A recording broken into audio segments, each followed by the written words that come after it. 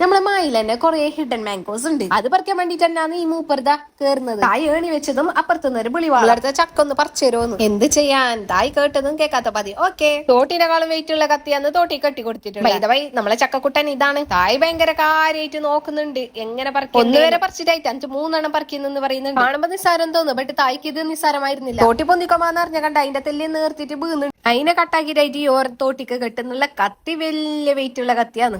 ഇത് വല്ലതും നടുക്കോ? എങ്ങനെ ഇരിക്കണം?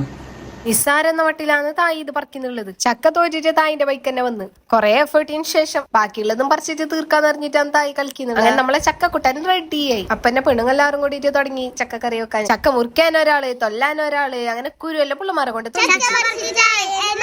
മെയിന് തുടങ്ങിയത് ഇതാണല്ലോ. അപ്പൊ ഇത് നമ്മ പറിക്കണ്ടേ. ഈ ആവശ്യം കാണുമ്പോ നിങ്ങൾ ചിന്തിച്ചോ, ഇത് പരക്കാർക്ക് വേണ്ടിട്ടല്ല, ഇത് തായിന്റെ ഫ്രണ്ട്സിന് വേണ്ടിട്ടാണ്.